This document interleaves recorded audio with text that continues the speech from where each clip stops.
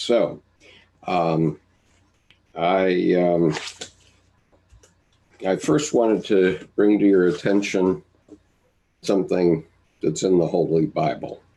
It's pretty important because I was just listening to Bishop Barron and Bishop Barron's conversation with Jordan Peterson. And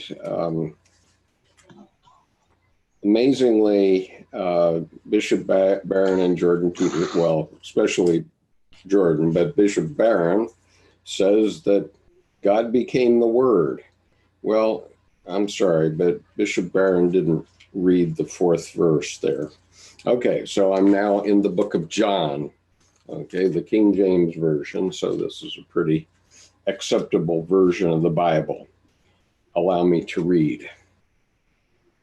Verse 1, in the beginning was the Word, and the Word was with God, and the Word was God. Verse 2, the same was in the beginning with God. 3, all things were made by him, and without him was not anything made that was made. Now here comes the kicker. 4, in him was life, and the life was the light of men. 5, and the light shineth in the darkness, and the darkness comprehended it not. Okay, so in the beginning was the Word. I'll acknowledge that. But then was introduced eros, life, and light. And somehow what seems to be the case is that theologians didn't read past verse 1. And so they decided that everything about religion was going to be in the Logos, even though the Logos is knowledge and it's not experience or experience of God. And this is very troubling to me. I've listened to the conversation between Jordan Peterson a couple of times. I mentioned it to one of our followers who shall remain not nameless for this public conversation. And that follower said to me that that follower had listened to the same conversation, and what wasn't heard in that conversation was anything about the living God. Nothing. Okay. And as I listened to that conversation, we hear the same angst-filled Jordan Peterson sort of saying that there's another side of the story, but he's still troubled with saying that God is a living God. And we hear Bishop Barron basically saying that he's running up and down the East or West Coast as a marketer for God. I mean, the way he was describing his activity is the same way I would describe a sales manager. And the sales manager, convinces people to buy their product based on selling techniques, and that's what I heard in what he said. But I did not hear anything about the living God. And so now I'm getting very troubled by this. And I then listened to a 10-minute conversation, just a presentation by Bishop Barron on Jordan Peterson. And, it was fine as far as it went. It was just him talking. It wasn't an interview between the two of them. But at the end of it, he says that what's wrong with Jordan Peterson and is the same thing that's wrong with Campbell and with Jung, which is they're trying to gnosticize, quote unquote, gnosticize religion. And for my lights, he's taking the living God right out of religion. And, they don't understand why they're losing members. He says they lose 6. In the Catholic Church, they're losing 6 for every one they gain. So that's not a very good way to sell any product. And it's perfectly obvious what their problem is, which is they no longer have the living God in their religion, or in Catholicism, if that's the attitude of a bishop of the church. I'll open that for comment. Gray, maybe you don't want to comment on that, but if you... No, I will. I'm happy to. I wrote down your part about theologians don't talk about it, and what's worse, what came to mind when you read that the Lord became life and the Word became flesh. The scientists haven't figured out what life is either. So now we don't have the theologians to tell us what life is. They're giving us a short-sighted answer sometimes, and the scientists can't answer that either, because there's not a working definition of life in biology. It's more designed by characteristics than anything else. Very interesting. There's no defining thing. And the other thing that came to me real quick is I do think I was talking to a Catholic friend of mine earlier today, and but when you're trying to parse out these things, I honestly believe that the guy who has his pulse on this right now is Vervaeke with the meaning crisis, and one of the specific things that I'll talk about now is this his idea that it's Martin Luther in the Protestant Reformation that implemented the behavior of narcissism. And the Catholic Church and the church in general and Christians in general have been battling this narcissistic, materialist mode of thinking, and there is no living God there. That's a very difficult place to find God.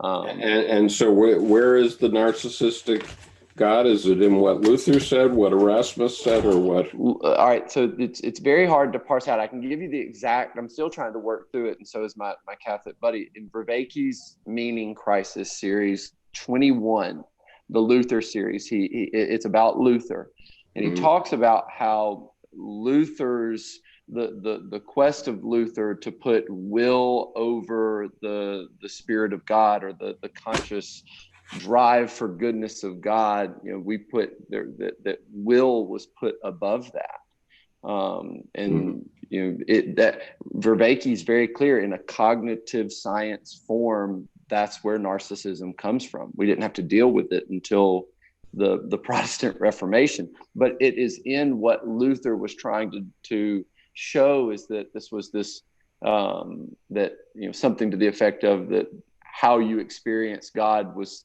somewhat arbitrary, and it was almost like you had this Paul experience, but that made it one-sided. That made Christianity, Catholicism, and all Protestant sects one-sided, and Jung was very critical about, or what happens when Jung thoughts one thing went to one side, you got out of balance. So sure.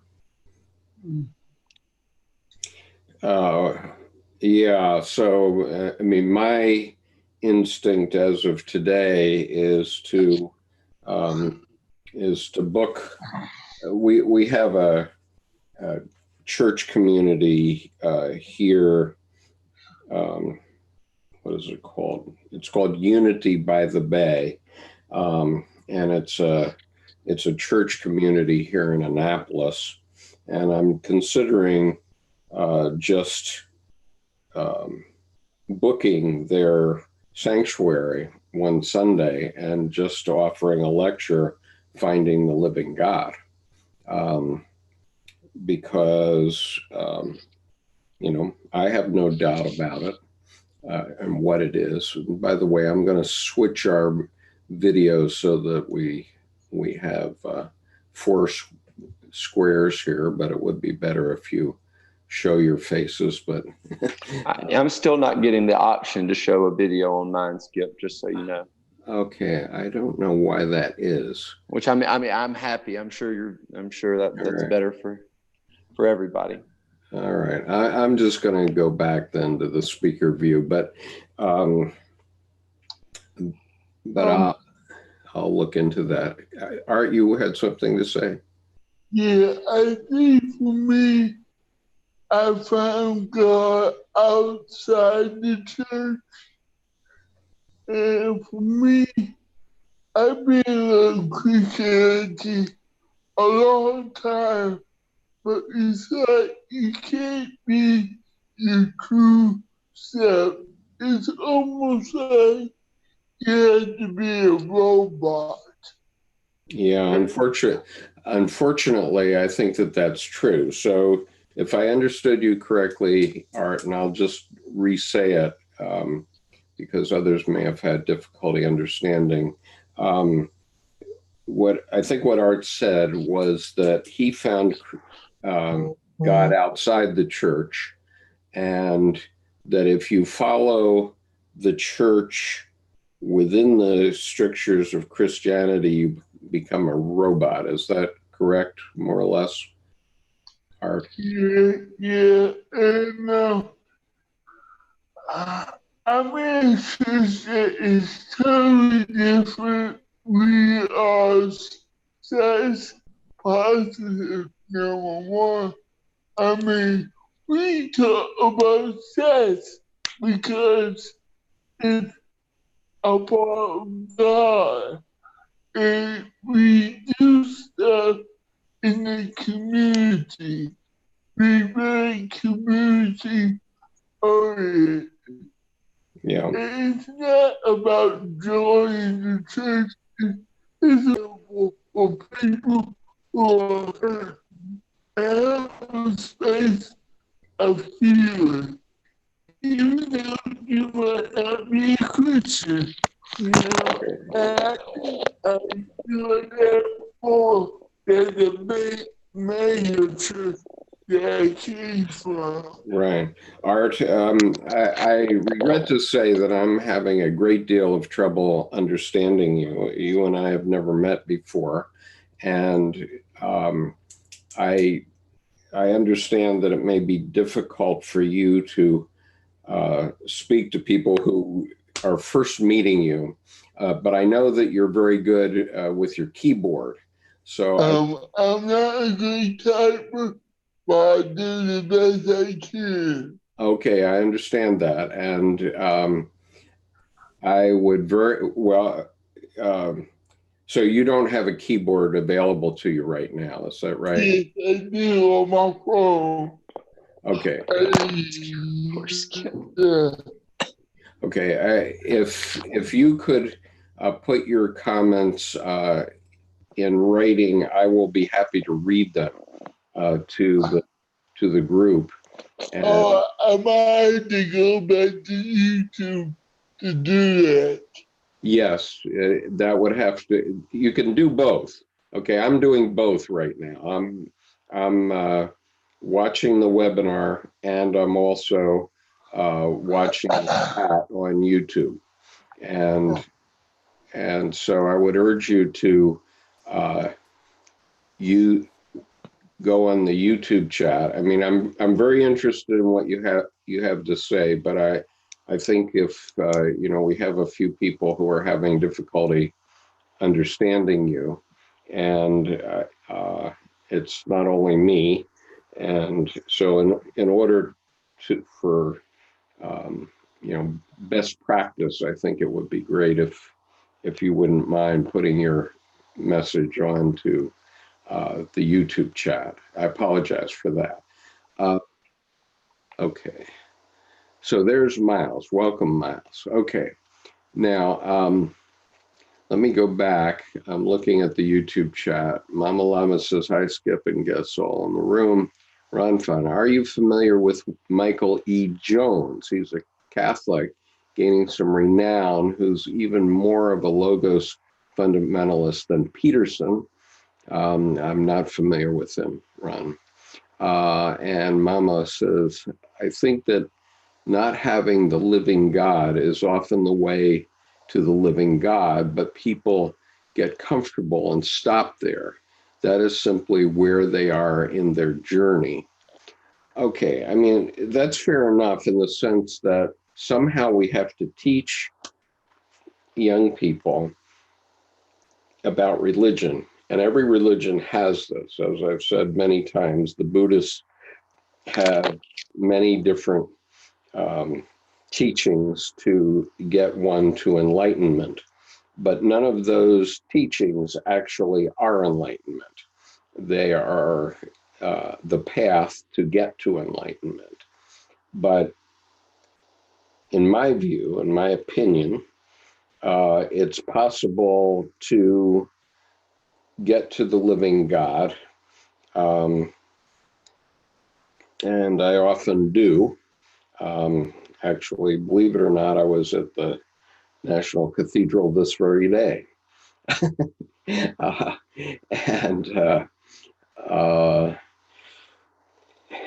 And I was there with a Muslim, and she was ecstatic about the visit to the National Cathedral.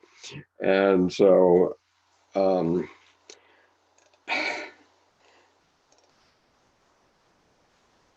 so I do think that it's possible to reach the living God. I don't think the church necessarily is doing it well for the 21st century. And I think it relates back to some of the things that Dr. Jung observed in the 20th century. In his last visit to New York in 1937, he was seated next to a Catholic bishop, and he asked the bishop whether they ever mentioned the Holy Ghost or the Holy Spirit. And the bishop said to him, no, we don't use that much anymore. Okay. And that's the essence of it. And I heard Paul Vanderklag comment at one point that I forget what the word is for when Jesus came back, and probably the time that he allowed Thomas to stick his finger in the wound, but he came back as the Holy Ghost to the apostles. What is that called? That is called the something or other. I haven't studied my Christianity much lately. I apologize. I haven't done it enough. But Paul Vanderklay's view was that was the end of it. That was the time that it happened, and that was the Holy Ghost, and there wasn't going to be any other. And that seems to be the position of the Protestants. I don't know if that's true, but it does seem to be. It's almost like it is a one-time experience. And I will say, Skip, you were talking about the National Cathedral, that you like to go visit, and visiting a church and experiencing the living God. I've gone to, over the last few weeks, gone to explore Orthodoxy a little bit more. Mm-hmm. And when you talk about taking things serious, or you talk about the way that they encounter it, one thing that I've learned recently is that Orthodoxy is not about one man's experience of God. Now, through the practice, you're supposed to learn ways in which to encounter him more, the living God more. But it's still a very concrete language, better than anything I've heard before from a religious standpoint, which was promising to me. Okay, that's good to hear. And what do you think about my idea of giving lectures in sanctuaries about the God? Yeah, I think that's, it's funny to say that somebody wouldn't use the Holy Ghost is whereas in the Orthodox service, they're a very clear, spot where in the liturgy where where the priest or where the father invites the Holy Ghost or invites the Holy Spirit to turn the water, to turn the wine into the blood of Christ, and to turn the bread into the body of Christ. And they're very serious about it. It's quite beautiful in liturgy to do that and to see that, and it changes. I have no objection to that, Gray, but what the implication of that is that you're going to take the Holy Ghost into yourself when you do. That's right. Right. Yeah, yes, eventually. Yeah, and that it becomes your encounter. And I don't know. It's a lot better way to interpret it for me after having read Jung, and seeing Peterson and Jung in this light. It's been a good way of looking at it. Uh-huh. Okay, so Alex says, any efforts to retain the appetite for an essence of the living God in my mind had evaporated in the Catholic Church after the degradation of the Manichaeans without retort. The Pope represents the Divine Comedy now, so to speak, as Jung mentions in Liber Secundus. Okay, I think we're being a bit irreverent here, but fair enough. That's it. I found God outside the church as well, and or God found me, not sure which. And I guess I would say that my first numinous experience that I can truly point to. Well, not my first, but my first one that I knew was a religious experience per se was in the church, and it was when I was 10 years old. And I heard, and I'm going to get emotional here, but when I was 10 years old, I was at the chapel of the Naval Air Station at Norfolk. And at that time, which is 1955, 56, something like that, 57 maybe, that airport was the busiest in the world, with a landing and takeoff every 3 minutes. Now, it wasn't long after that Chicago's airport became busier. But the reason that airport was busiest is that the sub-hunters were, the Cold War was on, and the sub-hunters were flying out of Norfolk all up and down the East Coast of the United States. And many of those men were in peril all the time.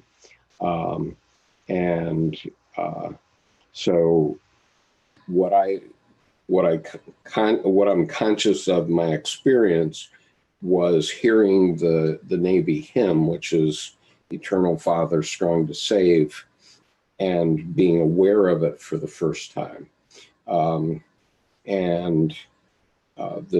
The church was full, and those people, I can tell you, were singing that hymn with not only with gusto, but with soul. And for me, it was a numinous experience. And looking back on it, I think of it as a numinous experience. And that hymn has been a part of my life ever since. And so it so happens that I now live in Annapolis, which is the home of the U.S. Naval Academy. And so if you go into the Cathedral of the Navy, which is the chapel at the Naval Academy, it seats 2,000 people, and under it is the crypt of John Paul Jones. And over the altar in the chapel, which is used for both Protestant and Catholic services, they simply turn the cross around depending on who's up at the pulpit. And one side of the cross has Christ hanging on it, and one side doesn't. Ever effective, the Navy guys. And so, the words "Eternal Father, strong to save" are engraved about a foot high in the chapel over the altar. And when you go in the chapel on when it's not Sunday and it's quiet and dark, it so happens I went into St. Albans Church, which is right next to the National Cathedral today, with my Muslim friend. And it was exactly the same, because churches most often are open to the public. And we went in, there was no one there except us. And the only light in the sanctuary was from the stained glass windows. And that's the way it is at the Naval Academy also. And so, but in St. Albans, the plaque on which they install the hymn numbers for a given service in order was blank, because there was no service going on. But at the U.S. Naval Academy, even when there is no service on, there is hymn 808 listed, 808. And so whenever you go in the chapel, you can find that reference. And if you pick up the hymnal, you'll find Eternal Father. And I got thinking about that number. It's very interesting that by synchronicity, that number should be basically two infinity symbols around. So chaos around a mandala, and a zero, a circle. So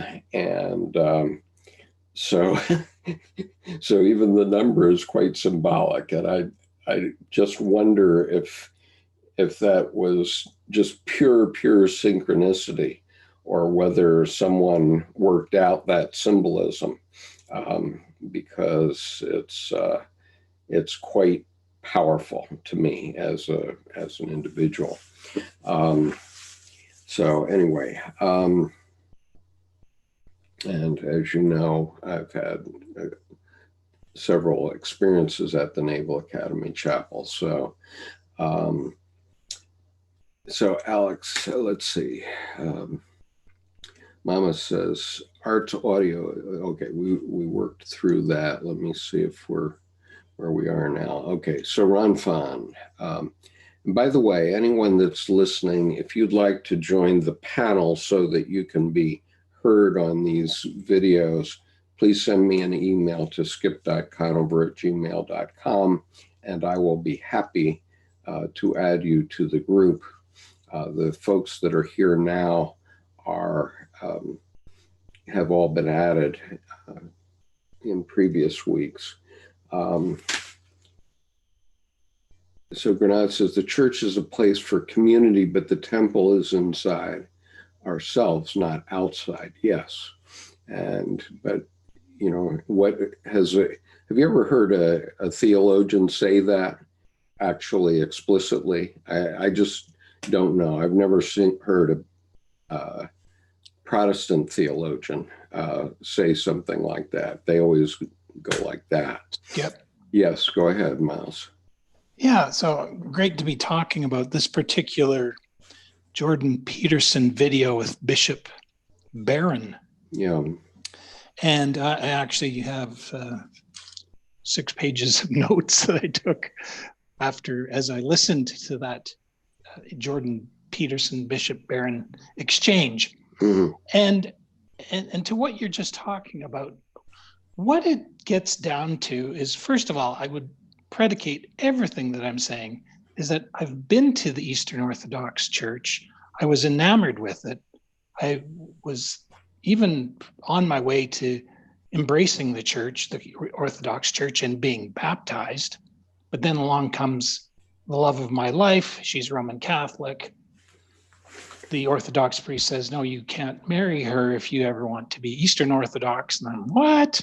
And the Roman Catholics say, well, you can get married here, but if you're not Roman Catholic, yes, you can be married, but you'll have to commit here and now that you will not interfere with your children being raised in the Roman Catholic denomination. So anyway, cut to the chase. This is a complex for me, obviously.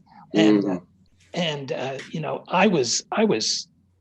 an opinionated person. I take positions in justice and manipulation very strongly.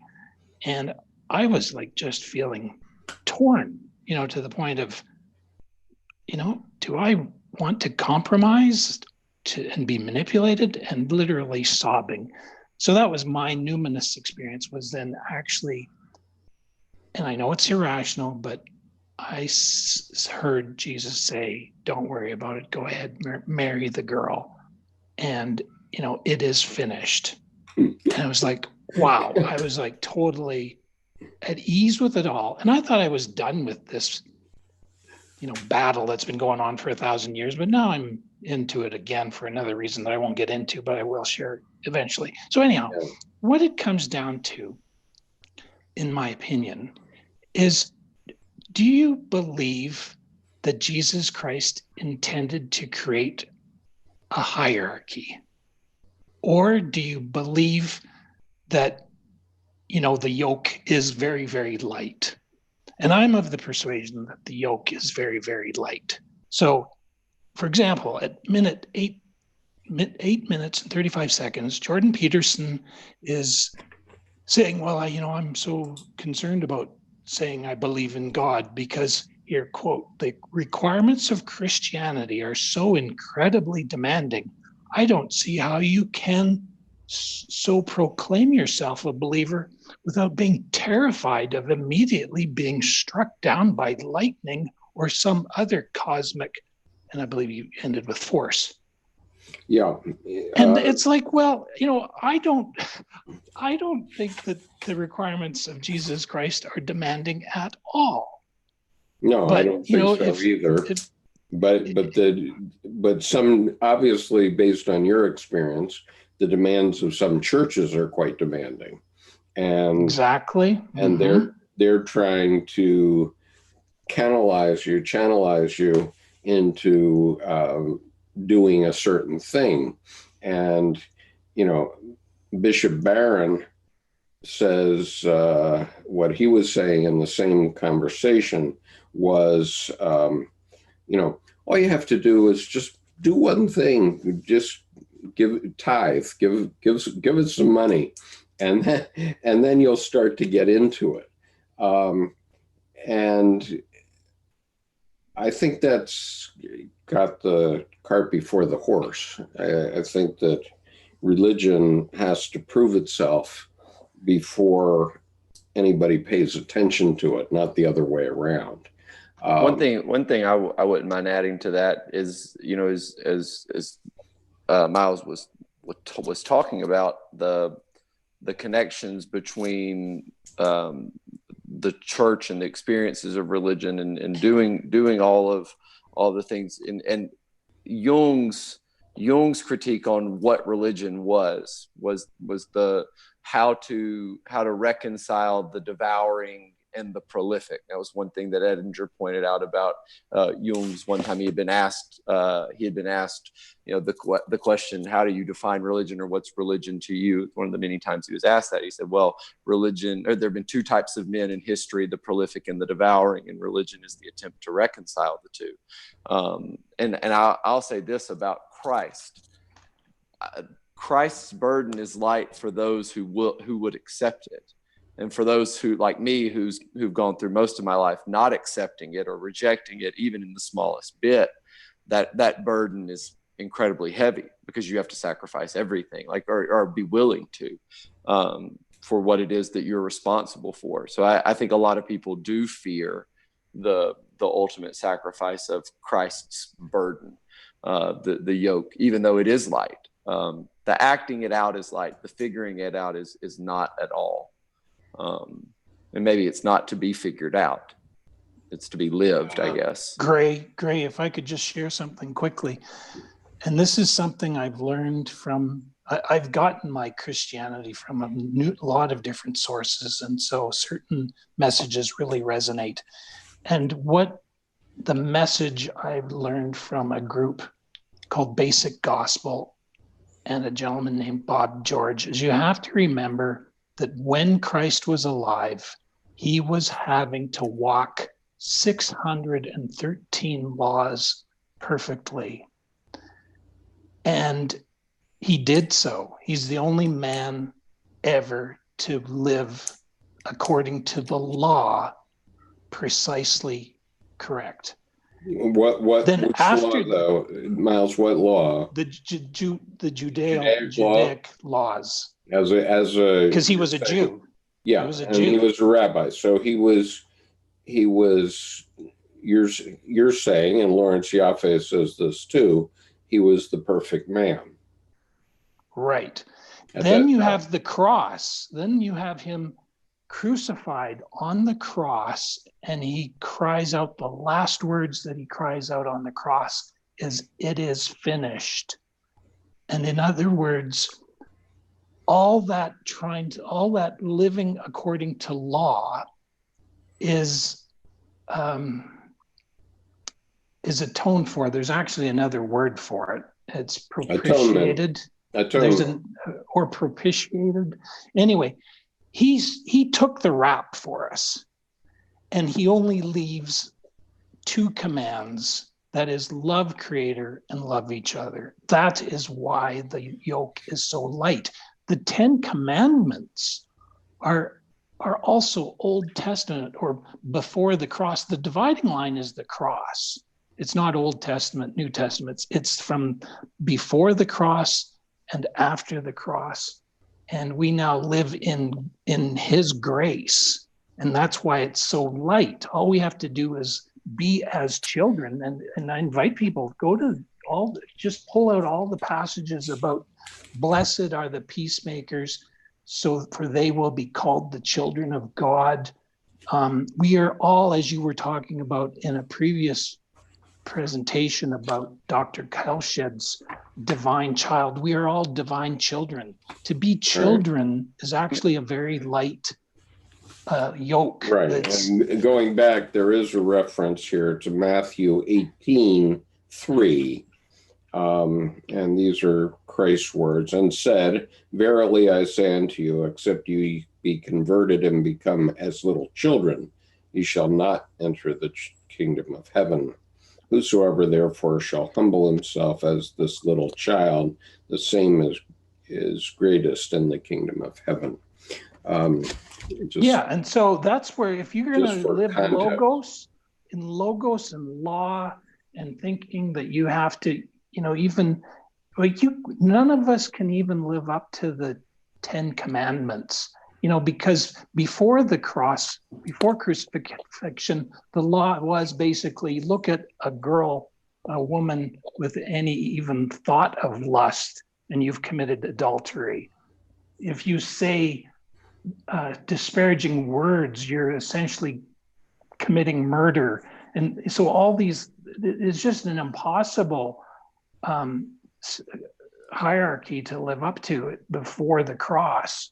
Yeah. And the Roman Catholics and a lot of these, even the Orthodox people, they're on a turf battle to say, well, I'm representing, I'm the top of the hierarchy here. And Bishop Barron, he even says, well, it starts with the Logos, then you go to liturgy, and then the liturgy is all about proper order, and that gives us our hierarchy.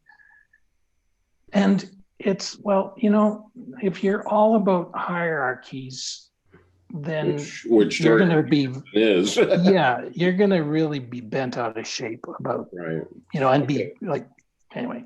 Thank you. Let me go back and read some of these comments. I'll read through and then we'll comment on them. So Alex says, in a more technical manner, a church is more of a floating temple, an ark. Arzt says, I go to a men's retreat in West Virginia. I think we put God in a box. You're quite right, Art. And thank you for coming over onto the chat. And I apologize for asking you to do that. Grace says, we doest fit in most boxes.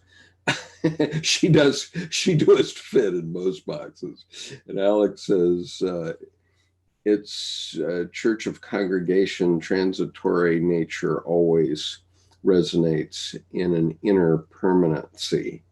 At first, this is how the early unconscious church fathers alluded to it. Okay. Art says, God is in us. Yes, we have a divine spark in all of us, and that's what the Holy Ghost, I think, means. And Alex says, is this one possible distinction you are drawing with the notion of the temple and that of the church? I'm not trying to draw a distinction between the temple and the church. Grenade says, Art, yeah, I agree, and it's hard not to sometimes. God is unboxable, yeah, omniscient, omnipresent, omnipotent and omniscient and omnipresent. So there's no box. Alex, there is no vastitude large enough and no box small enough to hold the living God.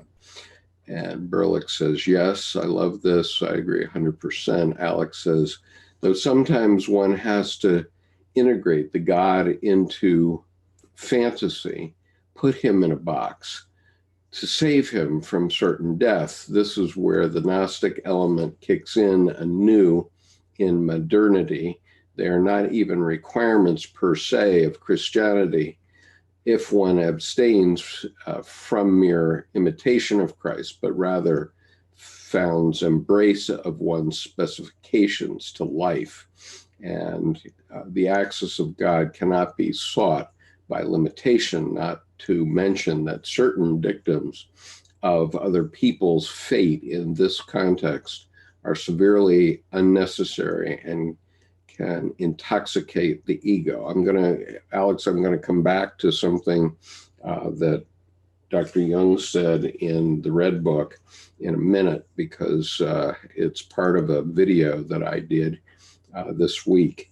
And it so happens that I understand God as a fantasy from his perspective now. Grenade says, yeah, I think they made Christ a man and not a God on purpose as a peer, something attainable for man. Grenade says, but if people idealize Jesus to the point of godhood, this kind of messes that up. I don't think that love thy neighbor and love God is a very light yoke. It isn't necessarily easy to do that, says Micah. Well, okay, that's fair enough, but let's address, let's address what God is, because Jung found it out during his active imagination. And I'm just going to refer to this book, Jung's Red Book for Our Time, Searching for Soul Under Postmodern Conditions by Mary Stein and Thomas Arzt, editors, Volume 3. And in this book, which has 18 essays by Jungian analysts, the second to last essay is by a Jungian analyst and theologian named Ingrid Riedel, which I found very moving. And I read this entire essay into the channel and edited it and posted it yesterday. And so I want to just share with you, because we're talking about God as a fantasy. This is really the point, okay? And, Dr. Jung emphasized over and over again in his lifetime that he wasn't talking about the metaphysical God, but oh, by the way, all things psychological are metaphysical. And,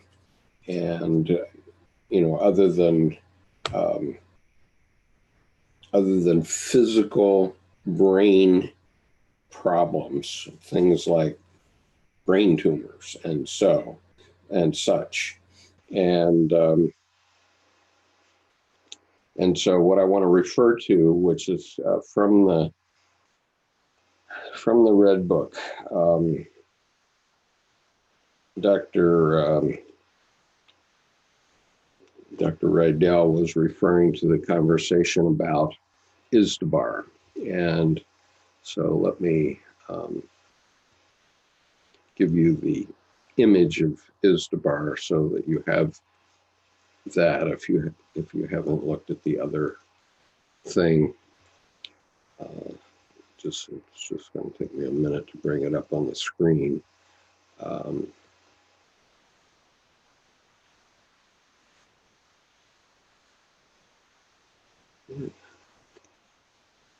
right, so here's Izdubar. Okay, so I'm going to share Izdubar while I read this. So Jung is in the middle of an active imagination where he's trying to figure himself out. I'm assuming that you're able to see this right now. And I'm going to just read this section for you because it's about God as a fantasy. Because what Jung found, of course, is that God is a fantasy. So here we are. Image 36 in the Red Book shows the huge giant Izdubar standing in front of a blue background filled with winged snakes. At the bottom of this image kneels a tiny human figure surrounded by crocodiles to the left and right side. This is Jung's I, who now addresses the giant. I, O Izdubar, most powerful, spare my life and forgive me for lying like a worm in your path. Izdubar, I do not want your life. Where do you come from? I come from the west. Izdubar, you come from the west? Do you know of the western lands? Is there a right way to the western lands? I come from the western land, whose coast washes against the great western sea. Izdubar, does the sun sink in that sea, or does it touch the solid land in its decline? The sun sinks far beyond the sea, says I. Izdubar, beyond the sea, what lies there? I, there is nothing but empty space there. As you know, the earth is round, and moreover, it turns around the sun. Izdubar, damned one, where do you get such knowledge? So there is no immortal land where the sun goes down to be reborn? Are you speaking the truth? His eyes flicker with fury and fear. He steps a thundering pace closer. I tremble. Unquote. When Jung's I continues to talk about the sun as a celestial body that lies unspeakably far out into unending space, Izdubar is seized by suffocating fear. To become immortal and to reach his sun is his deep desire, which now is shown to be impossible. In despair, Izdubar smashes his axe on a rock with a powerful clanging blow. Here, a massive conflict between the scientific and the mythological worldview appears. Okay, think the difference between logos and eros. Okay, so who of us has not experienced this conflict himself when the scientific mode of thought has collided with the faith given us in our childhood, the belief in a God who would take care of us and guide us? Izdubar, the giant, now collapses and sobs like a child. He lays stretched out on the ground, paralyzed by the poison of science. Izdubar, you call poison truth? Is poison truth, or is truth poison? Do not our astrologers and priests also speak of truth, and yet theirs does not act like poison? Are there two sorts of truths? Aye, it seems to be so. Our truth is that what comes to us from the knowledge of outer things, the truth of your priest, is that which comes to you from the inner things. Isdabar, half sitting up. That is a salutary word. After Jung's eye collects some wood and lights a fire, he and Isdabar continue their conversation while sitting in front of the flickering flames. Isdabar, have you no gods anymore? I, no, words are all we have. Isdabar, what are these words, powerful? I, so they claim, but one notices nothing of this. Isdabar, we do not see the gods either, and yet we believe they exist. We recognize their workings in natural events. I, science has taken from us the capacity of belief. Isdabar, what you have lost that too? How then do you live? Unquote. Jung's eye now stays with Isdabar during the long, cold night, since he senses that Isdabar needs him. And yet again, I feel quite clearly that my life would have broken in half had I failed to heal my God. This sentence leads to the fundamental questions that force Jung into a crisis. How can we live without gods, without symbols for the divine realm that transcends us, encompasses us, and saves us? Jung's life is at risk to break apart if he should lose his God forever. So during the long night at the fire, at which Jung's eye and Isdabar warm each other without finding a way out of their dilemma, Jung's eye finally says, my heart bleeds at the thought of leaving you here without having done the utmost, that's UPMOST, without having done the utmost to help you. What is Jung's utmost that Jung's eye can envision to save his fallen God? It is the attempt to resurrect the God, a resurrection that is accomplished via an imaginative approach. What a brilliant and creative thought. However, some critical thoughts step in. Quote, what can be done? I am basically convinced that Isdabar is hardly real in the ordinary sense, but is a fantasy. He will, of course, not accept that he is a fantasy, but instead claim that he is completely real and that he only can be helped in a real way. Nevertheless, it would be worth trying this means once. I will appeal to him. And this is exactly what Jung's eye does. Quote, I, my prince, powerful one, listen, a thought came to me that might save us. I think that you are not at all real, but only a fantasy. Isdabar, I am terrified by this thought. It is murderous. Do you even mean to declare me unreal? Now that you have lamed me so pitifully? Perhaps I have not made myself clear enough. I have spoken too much in the language of the Western lands. I do not mean to say that you are not real at all, of course, but only as real as a fantasy. If you could accept this, much would be gained. Isdabar, what would be gained by this? You are a tormenting devil. Pitiful one, I will not torment you. The hand of the doctor does not seek to torment, even if it causes grief. Can you really not accept that you are a fantasy? Isdabar, woe betide me, and in what magic do you want to entangle me? Should it help me if I take myself for a fantasy? You also know that one often gives the sick new names to heal them, for with a new name, they come by a new essence. Your name is your essence. Isdabar, you are right. Our priests also say this. Isdabar, so you are prepared to admit that you are a fantasy? Isdabar, if it helps, yes. Okay, so the point is that Jordan Peterson, in selling Dr. Jung's work, is mostly talking from the logos side of the picture, as I've said a few times. And what Dr. Jung discovered in his Red Book period is that that there are two sides to the coin. There's the rational and there's the irrational. There's the logos and the eros. There's the logos and life. These are all opposites. And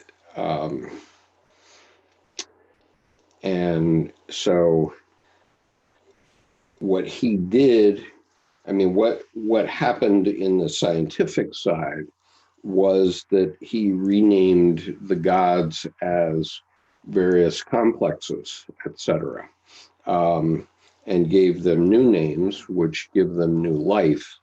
But from a congregational point of view, or from a religious point of view, it seems to me that if we accept that God is, and not Christ now, but God is a function of the psyche, as Dr. Jung said in answer to Job, paragraph 752.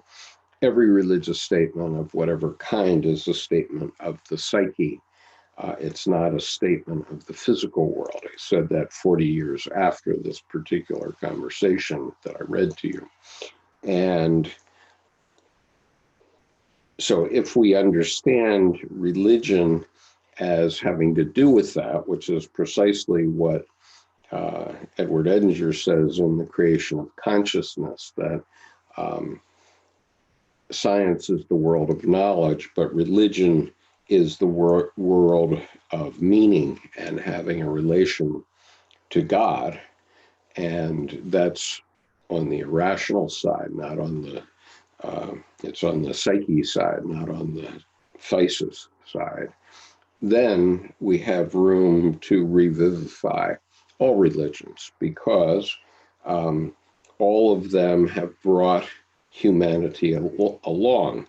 And mind you, every century, all of this development has to be done all over again, because every human being is born as a wild animal, and every human being has to be taught, and every human being is, oh, by the way, divine, because it doesn't know any better, so every child thinks it's God.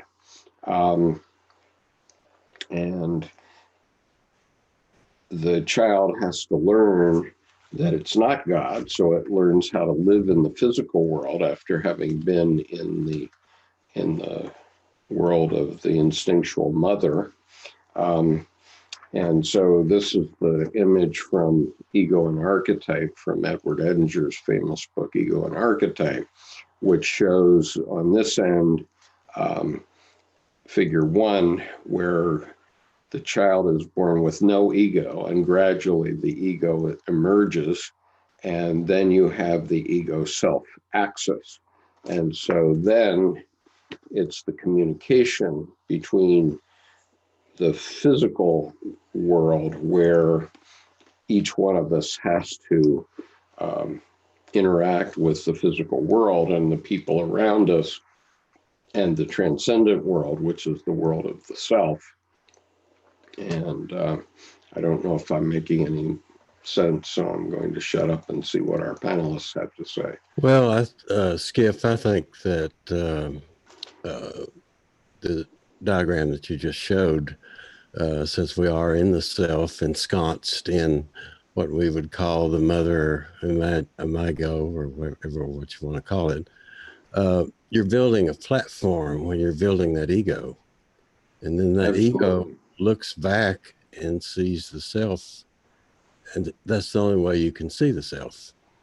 What's happened is we've built our platform so high that we have lost complete contact with the God, or whatever you want to call it.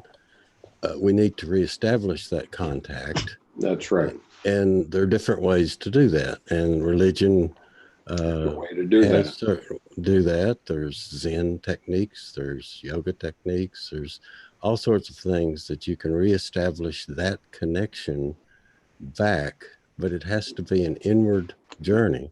Right. Look back. Precisely. Now there are some other Yeah. Right. When the ego self axis is developed, then you need a way back into the self. Right. Right. Okay. And so there's the individual self, and there's the collective self too, which is one of the things that Jung found. Let me go back to some of these other comments, but go ahead. Gray, do you have any comment on this? Not on that specifically, but when you're talking about Izdubar and you're talking about science and how science has fallen short, as has religion, in being able to update the images of God that we have in our heads. You know, for me, what I see a lot is patterns of behavior, and that a lot of these images that we have. I think this is from talking about Peterson. This is from Peterson's 8th lecture over the biblical series, which is the phenomenology of the divine, which is when he talks about Jung the most.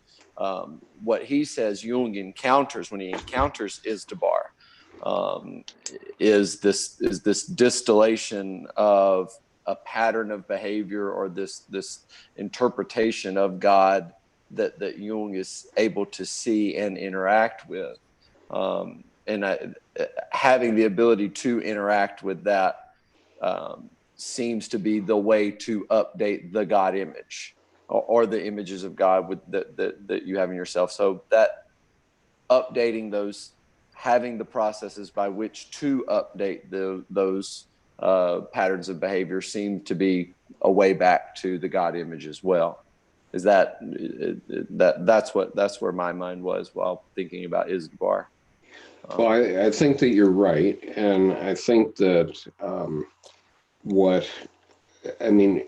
it comes up differently for different people, obviously, and it comes up based on personal experience. And what Jung found is that you could enter this active imagination space, and that you could actually converse with it, and it would actually present itself as physical beings of some sort. And I had this direct experience when I had my novel writing experience, which lasted 8 months. I didn't realize that I had the same type of experience that Jung had until 16 years later. It happened to me in 1993. But I had a very archetypal experience, which had nothing to do with Christianity. Okay, not at all, with no images of Christianity whatsoever. But it did have to do with individuation and the anima, the shadow, and ultimately individuation itself and how that manifests. And you know, it certainly was a hell of a ride. I mean, at the time that it happened to me, I just thought I was writing a novel, but that it was really flowing. I really had the juices flowing. And, you know, maybe this is the experience that many famous novelists have, which is that they have this connection with this archetypal self, and they get this flow going, and then the novel just comes out of them. And when they talk about writer's block, then they're talking about losing that connection to the self. I think that that's true. And I think that it tends to come through us. It will come through us in a Christian biblical fashion if in the process of our religious experience, we come back to the church because we no longer need to believe we know. Okay, I think that that's the case. And so, having had many experiences like this, I know that there's nothing wrong with Christianity, Judaism, or Islam, okay, in terms of their fundamental imagery. And the same goes for Hinduism, Buddhism, and Jainism and Shintoism, okay, to the extent that they are different stages of religious development. And they're all basically doing the same thing. I mean, I'm convinced that Jung was correct, that basically he found, or Edinger is correct about Jung, that Jung found the source of all religions. And instead of saying any one of them is true or any one of them is false, he's said they're all 100% true. And as psychic facts, they are. And so it was kind of an interesting experience explaining why my perspective on the virgin birth to a 23-year-old Muslim woman today was quite an experience, but very useful, I think. Hey, Skip, in watching the Bishop Barron and Jordan Peterson video that just came out, their whole gist was that, while religion is true, that they have lost their way, and explaining to people what it is all about. And that's how they lose their people that are not interested in coming, because everything that Jordan Peterson would say, Bishop Barron would say, kind of like Paul Vanderklay. Well, that's in our religion. That's over here. That's, it's there. It's just they cannot seem to communicate. They can't get it through to the transcendent. That's right. Yeah. Okay. In other words, they've lost access to the transcendent by this insistence upon the logos. Okay. So they've gotten into the first verse of John, but they haven't gotten to the fourth friggin' verse of John. There you go. Jamin, Christmas.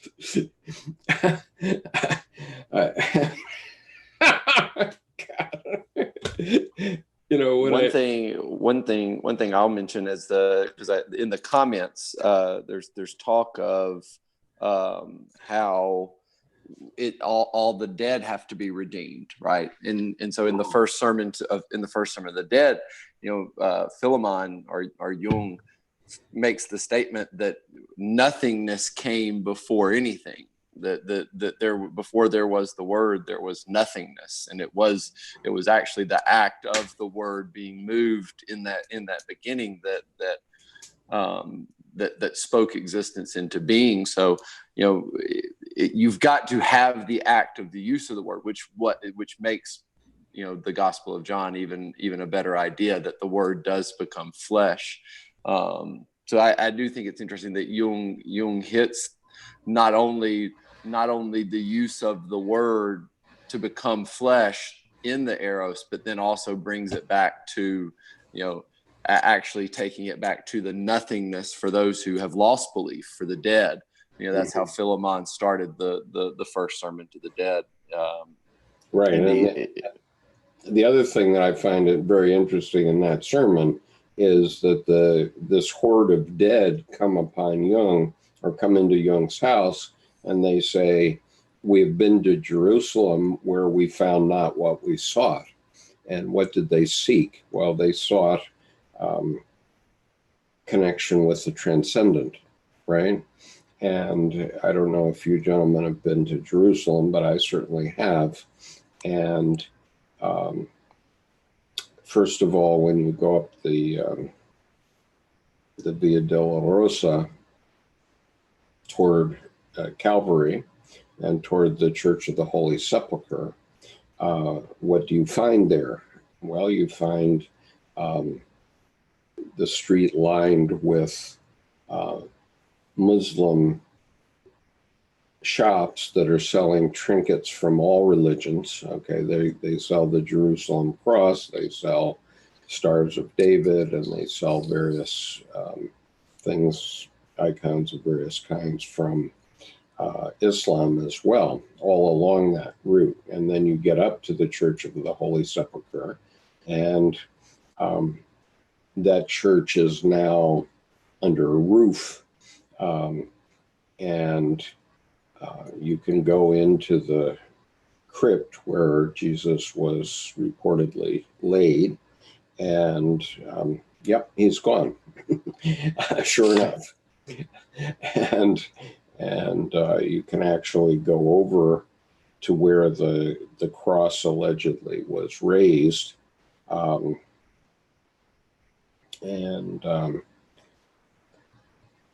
You know, it's a physical site. It's a site like visiting any church, really.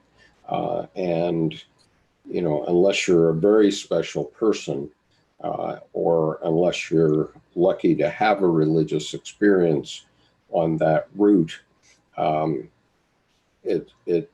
you won't find what you seek there. And actually, I found what was more impressive in that immediate area was right next to where you see the Jews praying against the Western Wall, the Wailing Wall. Right next to it is a cave entrance. And you go into that cave entrance and you can go way back into it. And they've been excavating in there. And there's one place where they have excavated down about 60 feet, 20 meters down. And so you can see all the way down. And what you see all the way down is that the Temple of Solomon was 60 feet higher than it is today, because that's how deep the midden is. In other words, this place where Jesus was brought out was basically a dump. It was where the temple was dumping, and they created a landfill basically right up against the temple. And so the temple itself is actually buried under 20 meters of landfill. We'll call it landfill to be kind. And I found that much more fascinating than anything else that I saw there. And since it's, because of the way it's managed by Israel, I guess Israel is the manager of that site, it has to be profane for all religions, with the exception possibly of the Jews that are going to pray at the Wailing Wall. But except for them, I don't find anything numinous about that place. It's so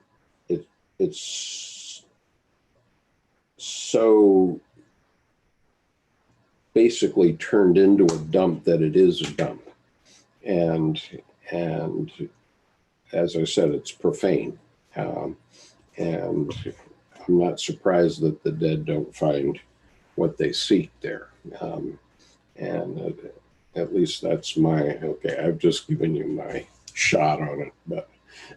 That's really fascinating to hear about that experience. Yeah, I mean, you can go to Jerusalem and make your own judgment, but that's what my experience was. Well, and I think that's where we're at. You know, for me, I think everybody should consider Christianity to be a complex to them or for them, a cultural complex, because I see in that interview, as Jerome pointed out as well somewhat, that there's the use of the Jung, kind of name dropping here and there. And so, for example, here's minute 23, Jordan Peterson says, I've learned from Jung, the orderly procession of the soul is the proper pathway. Put yourself, your family, and your communities in proper order.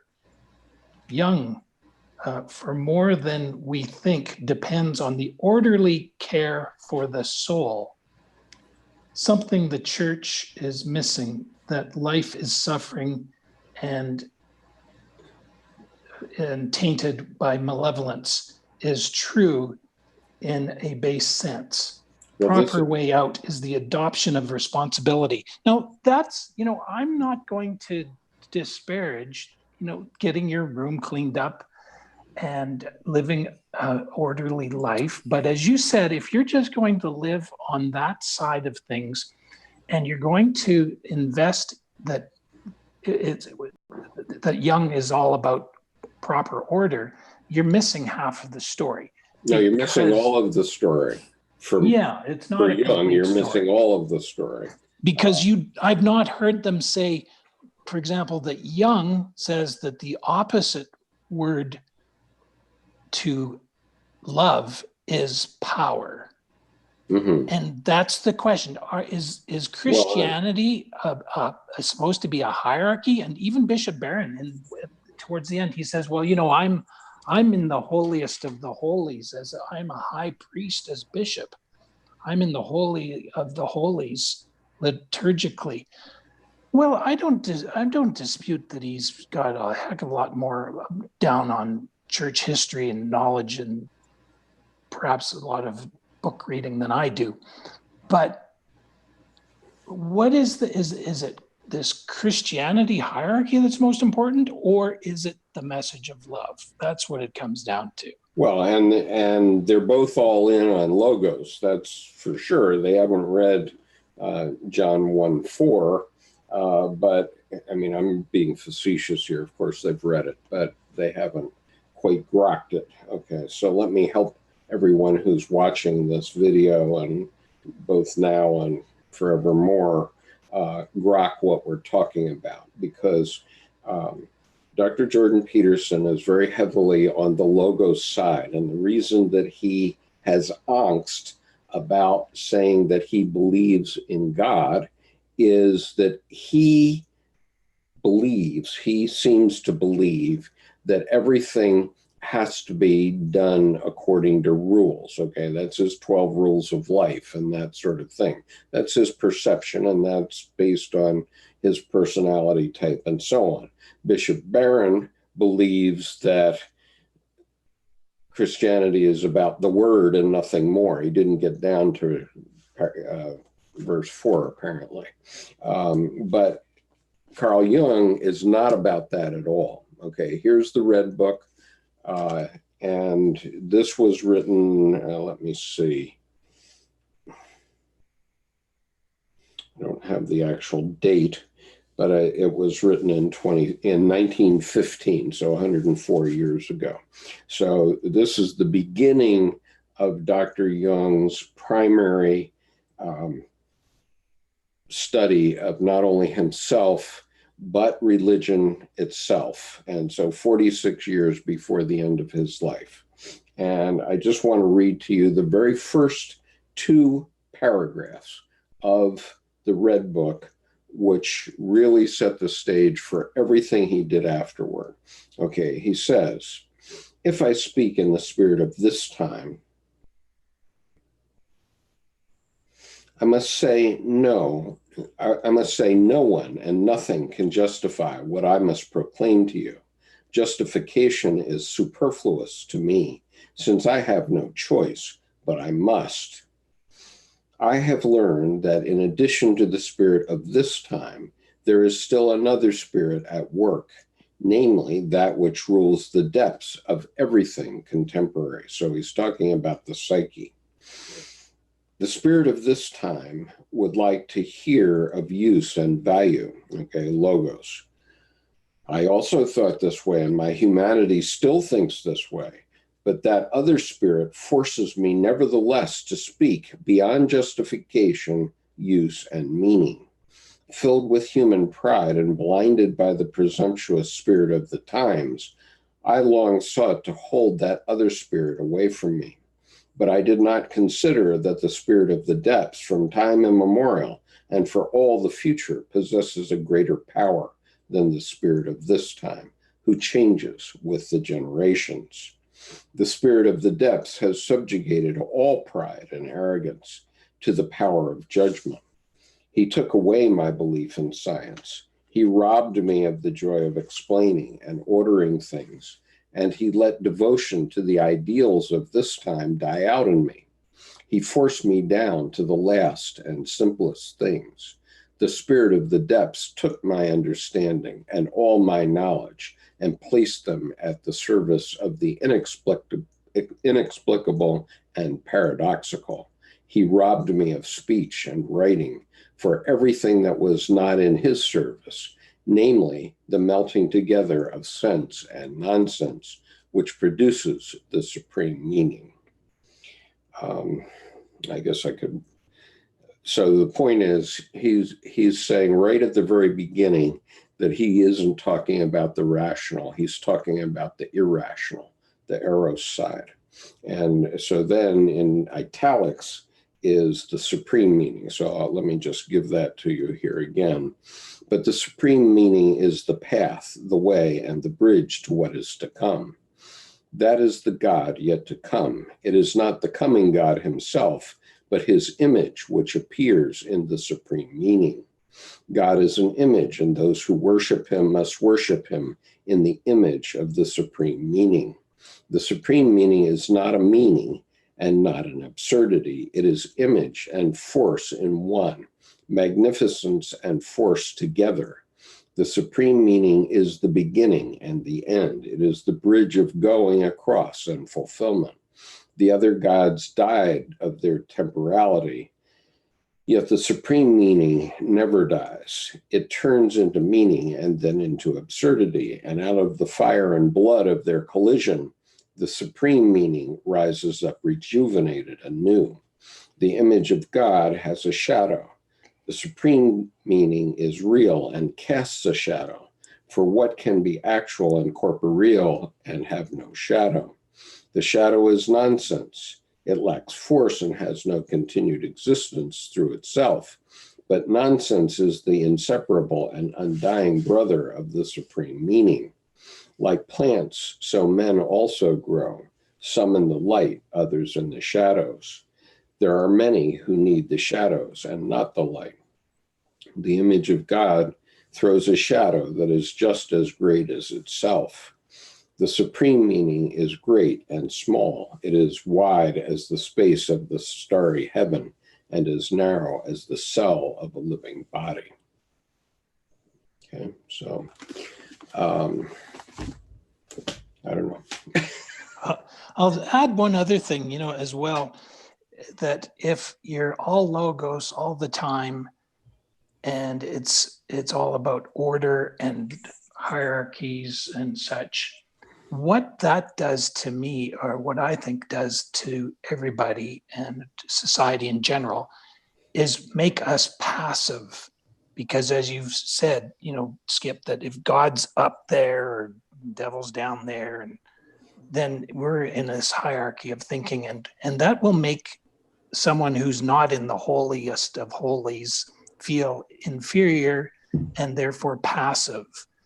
And this passivity is civilization's downfall, according to the recently departed Sheldon Woolen, an American philosopher and sociologist.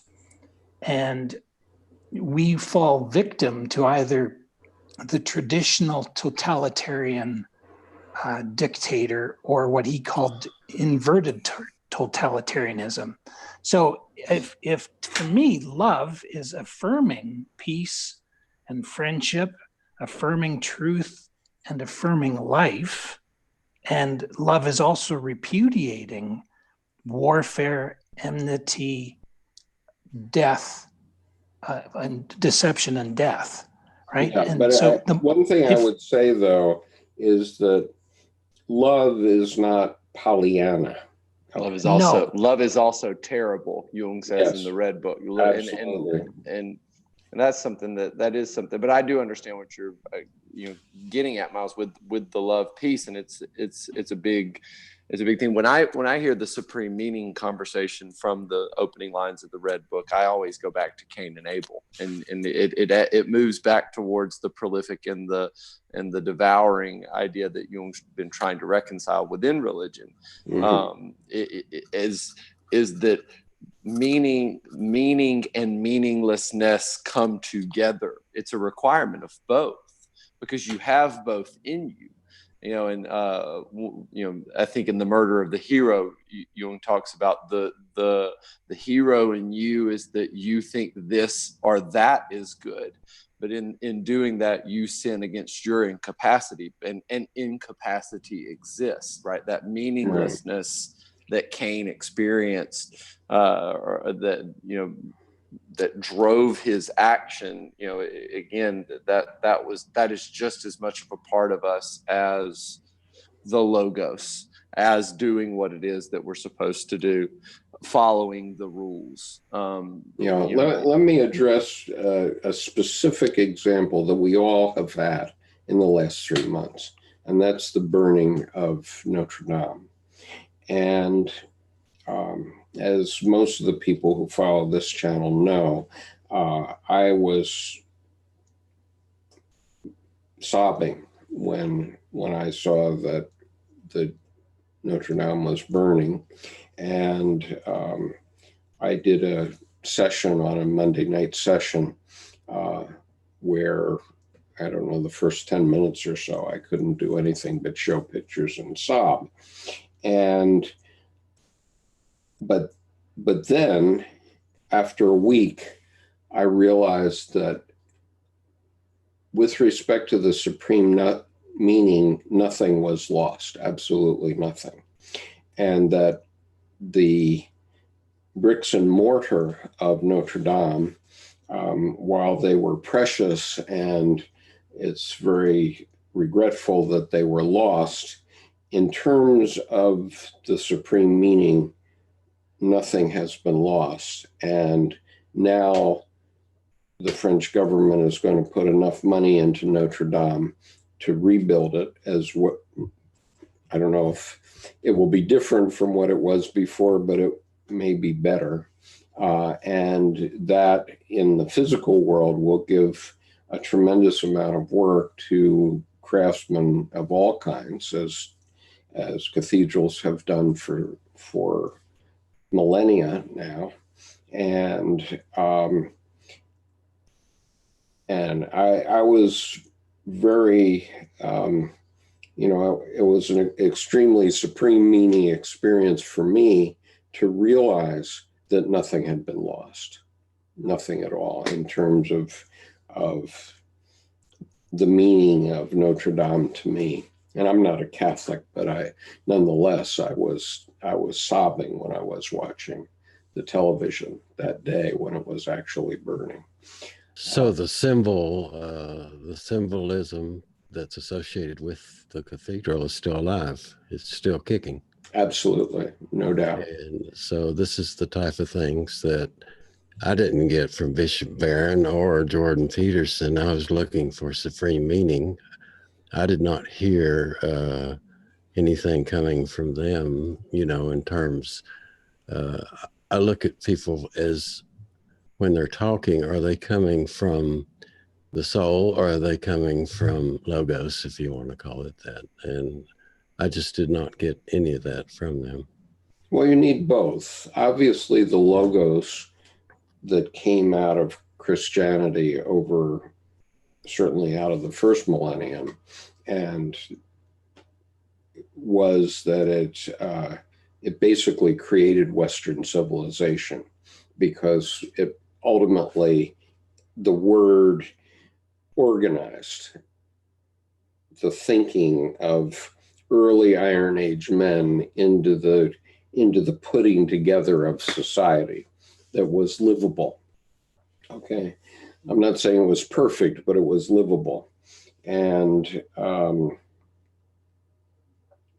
we're still living it, and so there's nothing wrong with the logos. As I've said, everything you can see in this image of me was created by the logos, but everything that you can see in this image of me first was a fantasy.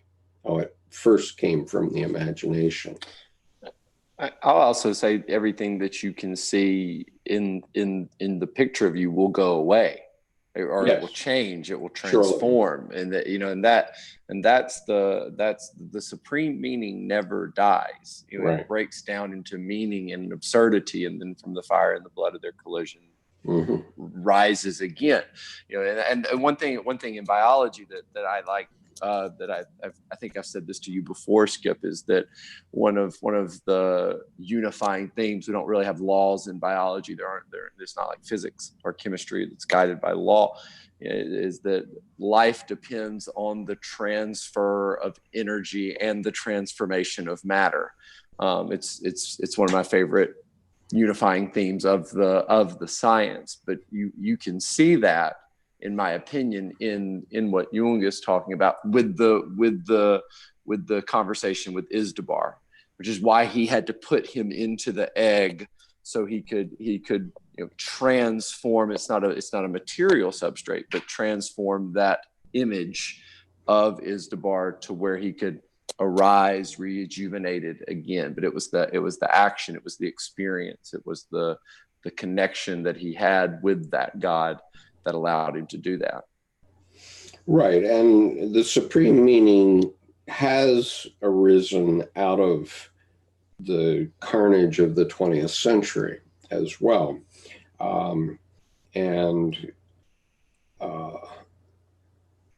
However, now we have to give it rebirth. The divine child has to be born once again in each one of us, not one child that, is the Dalai Lama necessarily. And that's where I think if you don't take Jung to heart in everything that he said, not just picking parts of it, that there's that divine child in each of us, and that we have to do more heart thinking, as I heard a Jungian analyst say on Laura London's podcast, the heart thinking from everybody, because, and I'd like to correct when I said, we want to, each of us, be involved in affirming truth and repudiating deception. I said we also want to affirm life and repudiate death. I'll correct that to say repudiate spiritual death, because I agree with Gray that, I was thinking of our friend, Honorable Paul Hellyer, who had the Numinous experience of hearing God say that, yes, he blew himself up.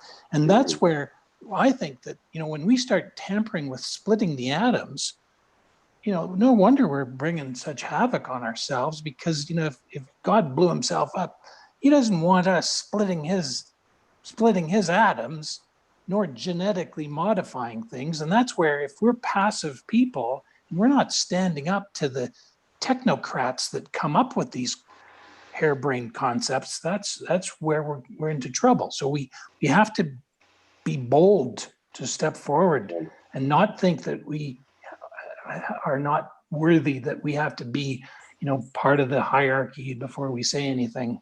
Right. Anyway. And I just want to emphasize again this book that I've been reading, and I used today in my conversation, The Trauma and the Soul, by Donald Kalsched. It's a very powerful book. And this image on the cover, which is the image by William Blake, who lived 75 years before Freud and Jung, this is the divine child here. And the divine child is being fought over between the angel of good and the angel of evil, the devil, or Lucifer. And it's a profound book in many ways, and I urge you to take a look at it. Let me just give some due time to some of our chats here. Alex is saying, though sometimes one has to integrate the God into fantasy, put him in a box to save him from certain death, this is where the Gnostic element kicks in anew. In modernity, they are not even requirements per se of Christianity. If one abstains from mere imitation of Christ, but rather founds embrace of one's specifications to life, the axis of God cannot be sought by limitation, not to mention that certain dictums of other people's fate in this context are severely unnecessary and can intoxicate the ego. Grenade says, yeah, I think they made Christ a man and not a God on purpose as a peer, something attainable for man. But if people idolize Jesus to the point of godhood, this kind of messes that up. Micah says, I don't think that love thy neighbor and love God is a very light yoke. It isn't necessarily easy to do that. What do you mean all psychological things are metaphysical? Just requesting a definition of terms. Let me just stop that for a moment by saying that the psyche, so far as we know, the physical scientists have not found the psyche in brain scans. They can in a very gross sense, say, what parts of the brain are activated during dreams and that sort of thing, but they certainly don't have a picture of the psyche in any sense of the word. And so the psyche itself is ineffable and metaphysical. By metaphysical, I mean not physical or around physical. And so when Dr. Jung said that he wasn't talking about the metaphysical God, what he was doing was obfuscating to avoid getting himself in a certain type of contest with theologians during his lifetime, because he had a father and 7 uncles who were Reformed pastors. And I think that it's fair enough that he avoided that conflict. He had enough trouble in his life. I think of one picture of him in, I think it was 1941, when he did not have enough assets to be able to get out to Bollingen. And he at age, he would have been 65 or 66 then. He at age 66 and Emma at age 63 pulled a handcart from Kussnacht to Bollingen to get there. And so it's not like he didn't have certain trials in his life as well. But I don't think that he either obfuscated or he really didn't think about it. And so that's my opinion. You can certainly diverge from my opinion, but that's my story and I'm sticking to it. So Sean says, I'm curious if Jesus was like the giant searching for the magic of the other side of the world in the Red Book. If he was to be man, that surely he possessed curiosity, or he could not be a God-man. I don't think that Jesus at that point in history would have thought in that way at all. I think that Jesus, his God image, his self, told him that he was the Son of God. And what Jung is saying to us in the last paragraph of Answer to Job is that there will be a Christification of many. In other words, many of us will become God-men. But by that, he wanted to be very careful that we didn't get inflated, but that we recognize that we each have a divine spark within us. And the divine spark that was within Jesus was that he was the Son of God, and that he had a message for all mankind, and he gave that message 100%. And so, as Lawrence Jaffe said, he's the most perfect man that ever lived, because he lived his self perfectly, purely. The only thing that made him a God-man as opposed to a God was, my God, why have you forsaken me?" Which he said from the cross. And so that demonstrated his humanity. Okay. Beyond that, he lived the life of the Son of God, and he was pure in that living. And so, I don't know. Obviously, his story was picked up and told to millions by millions for generations to today, and so he had a point. He certainly still lives with us right in this conversation today.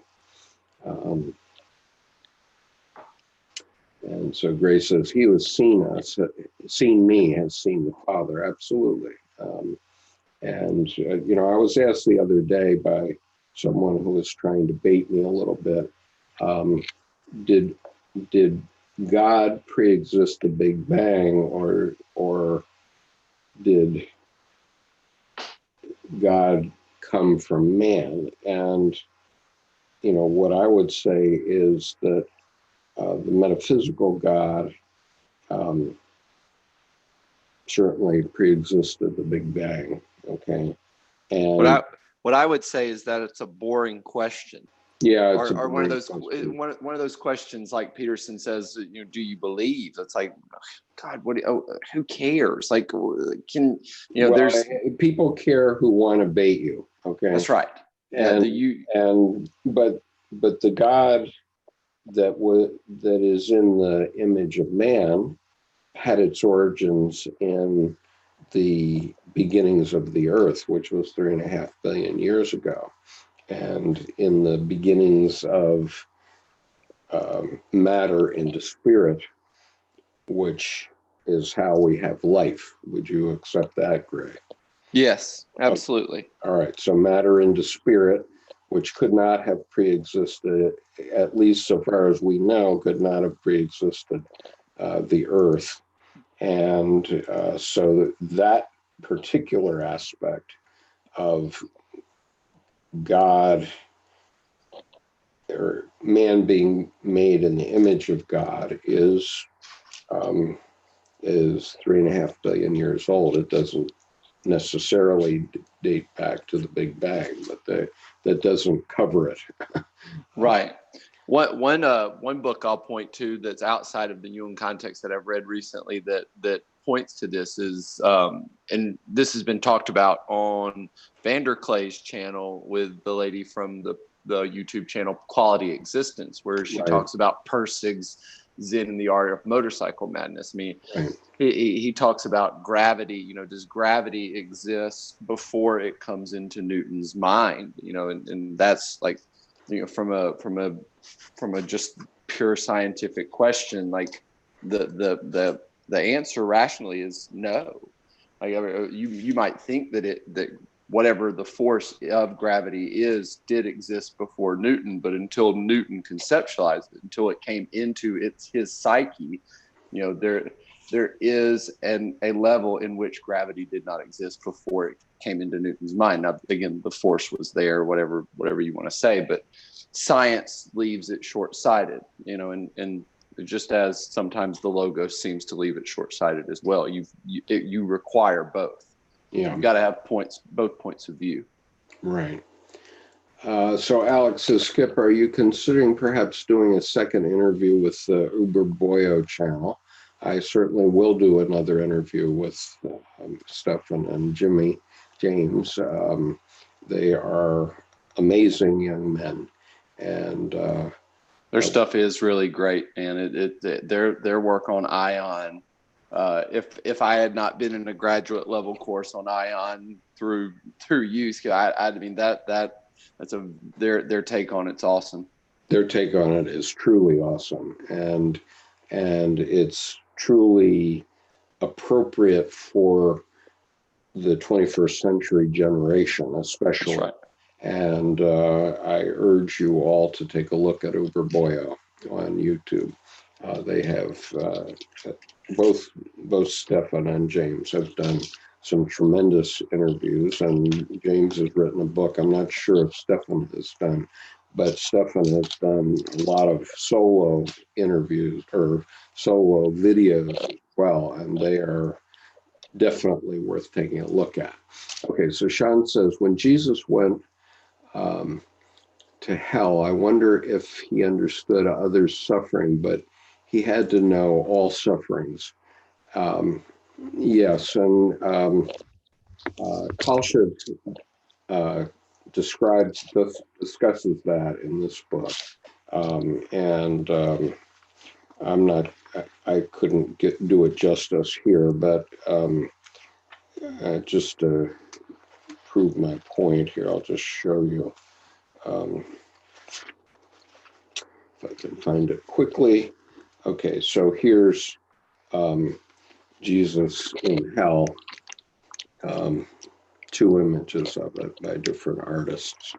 One is the harrowing of hell by Christ as he enters limbo to free the prisoners, and Christ's battle with Hades as he frees the prisoners.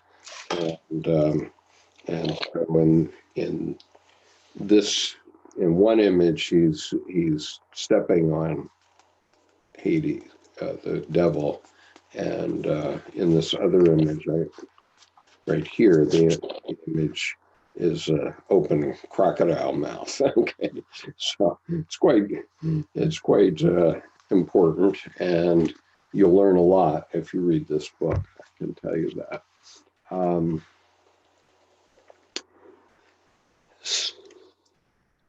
So at least the Spirit of Christ entered hell, no doubt. And he is despised and rejected of men, a man of sorrows and acquainted with grief. And we hid, as it were, our faces from him. He was despised and we esteemed. Listening to this again, it has a darker undertone to it.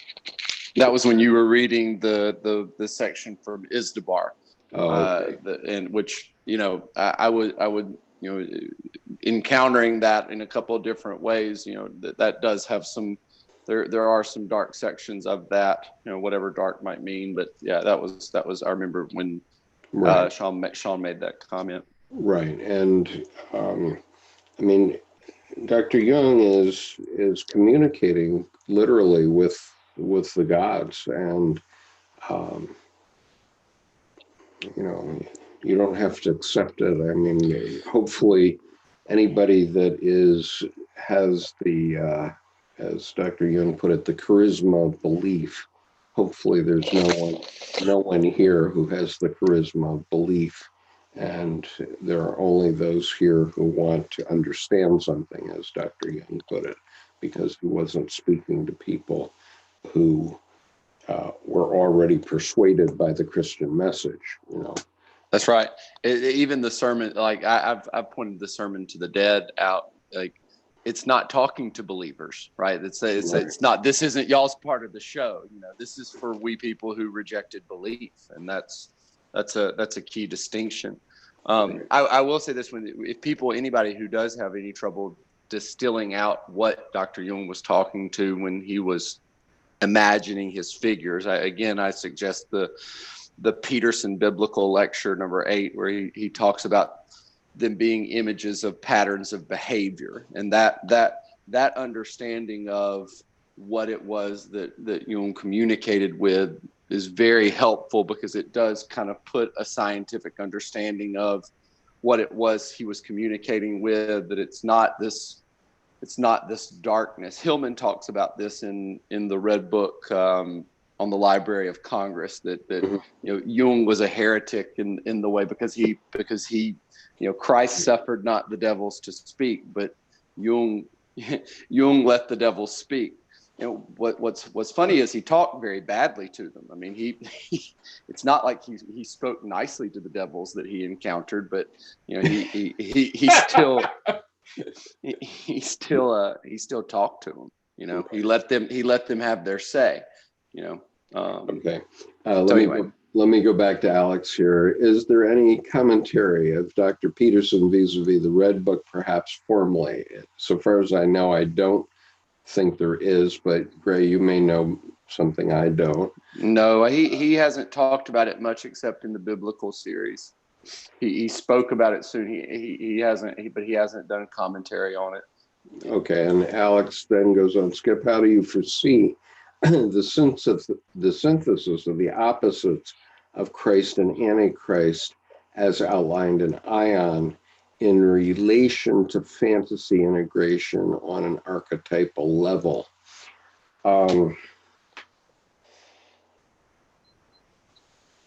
Well, I think that the first step would be for theologians to read, what is it, Matthew? What was the section? John 1:4. In fact, read the first 5 verses of the first chapter of John entirely. That would be a start, because obviously theologians need to be the leaders on this. Okay, I mean, I can be a iconoclast, okay, and say, theological writing for the last 2,000 years didn't quite get it right. And I can say that a bishop of the Roman Catholic Church hasn't gotten it right, that he's basically just a traveling salesman for the Vatican. But, that's not very helpful. Okay. And I don't mean to suggest that that's a fair assessment, because I don't know him, and I don't have a encyclopedic knowledge of theological writing. But what I can say is that they are extremely influential, and they need to see the value of what the Gnostics were talking about. I mean, okay, part of the reason I got into this discussion at all was because I was hearing Paul Vanderklay write off Dr. Jung based on his church, the Reformed Church in America, I guess, said, oh, stay away from him, he's a Gnostic. Okay, so that's the Reformed Church of America taking the assessment of the Catholic Church, which ran the Gnostics out of business in the 4th century. And so I think that, my intuition about it is that the reason that the church is losing 6 parishioners for every 1 they gain is because they've left the experience of God out of their teaching. And so I think that it's time for at least that aspect of Gnosticism. And I'm not an expert on Gnosticism, so I'm not trying to say that everything they said was perfect. What I'm saying is, and what Dr. Jung observed, is that you need to have an experience of God. And once you have that experience, then you have no need to believe, then you know. And I've had many such experiences. And when I heard Dr. Jung say that the first time, as I've said many times, I had an epiphany, because I said, oh my God, I know. And then I had to spend 10 years working out what the hell I knew. Okay, because, obviously Dr. Jung was light years ahead of my thinking. And so it took me a very long time to work it out. But ultimately, it comes down to this religious experience. These experiences that many of the saints have. I mean, look at Jeanne d'Arc. She she's 14 years old. She has a religious experience. She leads the French army into battle. And Gray, can you mute your microphone, please? Thank you. And ultimately, she ends up getting burned at the stake. All of that, I don't quite follow how that logic worked, but in any case, religious, even Constantine had a religious experience leading his army, and that led to the development of the Eastern Church and to the building of the Hagia Sophia, and the largest dome in the world for 1,000 years. Okay, it was the largest dome in the world until St. Peter's was built. And because I've been to Istanbul and been to Hagia Sophia, I know how they did it, but I'm not going to tell you how they did it. Okay, because it was because the average, because I want you to go to Istanbul and see it for yourself. But it's not because I want to withhold the knowledge, but the the significance of it was that I think it was in the 5th or 6th century, they built a cathedral that's, it's bigger than the Naval Academy Cathedral by far, and it definitely rivals the National Cathedral in the United States in terms of size. Skip, yeah. would you consider that cathedral, the Hagia Sophia, to be a feminine cathedral? No more than any other cathedral. Okay, I just because it's Sophia, that makes me think of the feminine. Well, that because it had heavy philosophy influence at the time that it was built. It was called Hagia Sophia. And so philosophy comes from Sophia, which is the Greek word for wisdom, which you can go back to Proverbs 8:12 through 32 and read all about Sophia. And some versions of the Bible, they don't call it Sophia, they call it wisdom, but nonetheless, Sophia means wisdom. So it was the Church of Wisdom. Can I just interject? Yeah, go ahead. On this line of thought, at about the 30-minute point, Jordan Peterson talks about the thoughtless criticisms of hierarchy, even though all biological evidence, such as lobsters, suggest you cannot even organize your perception without using an ethical hierarchy, because you have to select from all the things you look at, those things that you value high enough to attend to.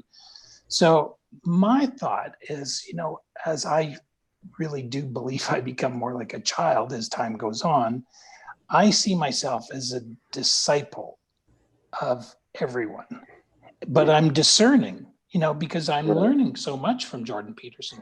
But I would say to him, there's no doubt about that.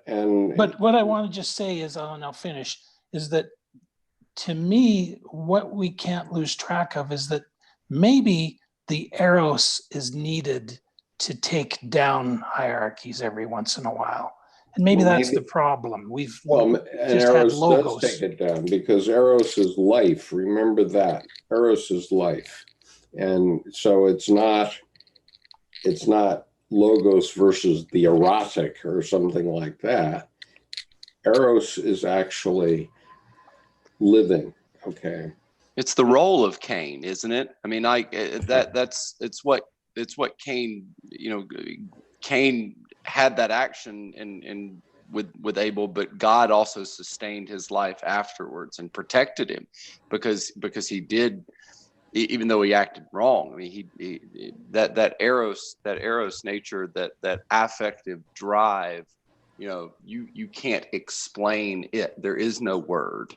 Right. It's a creative force. Right.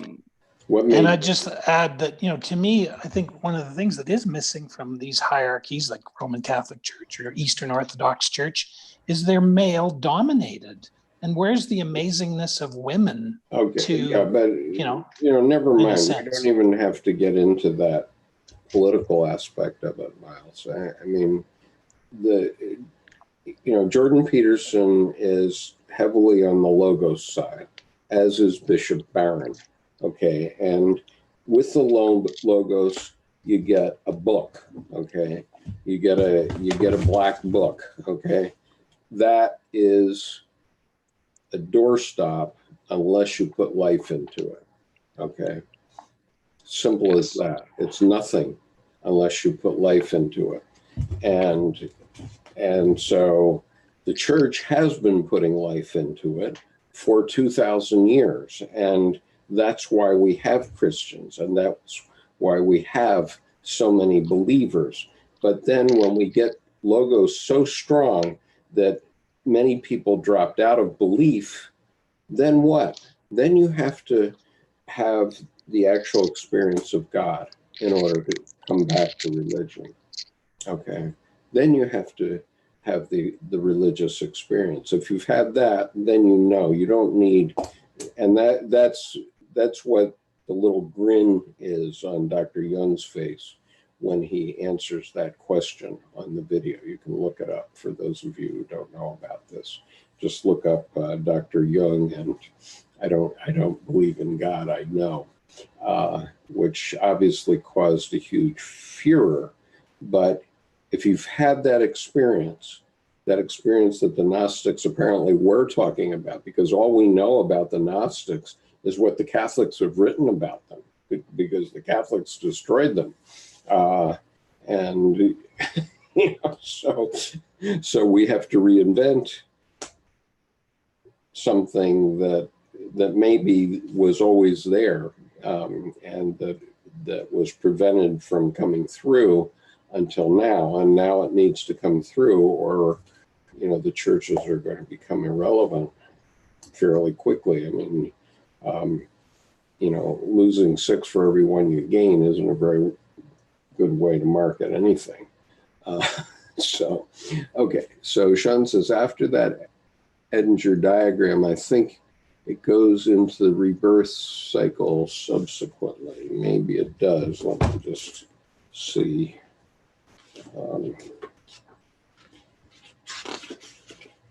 Yeah.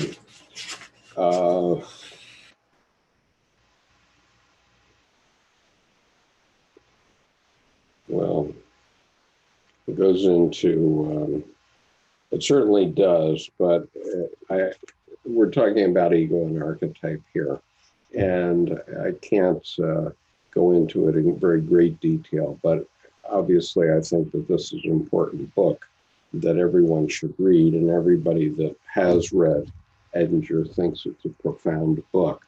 And so I urge you to go take a look at that. We've also discussed this in detail in our advanced reading group, so you're welcome to join our advanced reading group. And also let me encourage everyone that's listening that if you want to be a part of this panel so you can get your opinions in verbally and visually, please write to me at skip.conover@gmail.com so I can add you to the panel.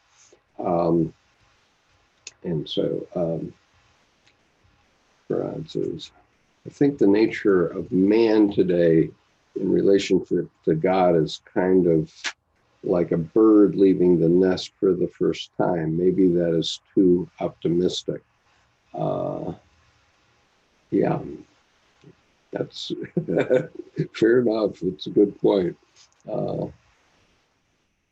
And Alex had said, not before the eye is educated agnostically, not until the dead are redeemed. Yeah, we got to redeem a lot of those dead who went to Jerusalem. Alex says, this obedience following rampant insolence is actually a fair approximation to describe the Herculean transition from Pisces to Aquarius. Mayhaps, I agree. Grenade, like an adolescent. Sean, good point. Did we get aboard here? I guess we lost somebody and they came back. Okay. Alex, all life comes from the mountain. For many, this is at best casually miraculous. No stars dare permeate the human of the ages, poised by the supreme reason d'etre, raison d'etre, that is the sheath, that is sheathed in the sun, thus bringing the regiments of the lamenting and the possessed asunder. Man is indispensable for the completion of the creation. What nature leaves imperfect, the art perfects. Many a wonder stir the night before the numen is spat out in offering to the morning light. I hope you'll give us a citation to that, Alex. That's appropriate. Sean, I was thinking the same thing of the incapacity wanting to be into being. Alex, who today knows possession by letting go? I think I might know it a little bit in my personal life. Sean, a God who lives in perpetual rebirth from degradation of the infinite into the infinitesimal and back into the infinite again, the smallest grain of sand back to the greatest manifestation of creation. Alex, Logos and Eros, two thieves as obelisks exhibiting the Christ symbol in between, precisely, okay? And so the point is we need both. Surely we need the church, and surely we need the Bible, and surely Jordan Peterson is right that the Holy Bible is the first, hypertext book. Okay, fair enough. All those things are true. But, now that we've built it and we have this doorstop, then how do we keep life in it? That's the question. That's the question for the churches. Literally indistinguishable from the projection of the self running around the various rooms of the psyche, turning lights on and off, animating each and every odyssey. Graces. Amen. And Kyle says inflation is a thing. Yep, inflation is a thing. Okay, gentlemen, it's getting late here. Are there any final thoughts that any of you might have on these? Just to say thank you, Skip. Appreciate what you do. You for anybody who does not know, Skip is a magician, and very relative to Philemon, at least relative to the spirit of this time. You are a magician. Thank you, sir. All right. Thank you, friend. Yeah, and I'll just say thank you as well. I'm a disciple of Skip. I'm not a Skipian, but I'm a disciple of Skip. Oh, God. All right, let's ease up, guys. Thanks, Skip. I'll just skip along. Okay.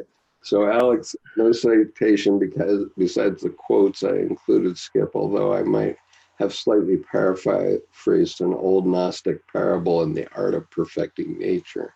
And let's find out, ASMR says, if there is 2,000 years of subconscious Christian morality, habits, behavior guiding society, what could a new worldview after death of God look like? Is Peterson take responsibility sufficient? The answer to that is absolutely not.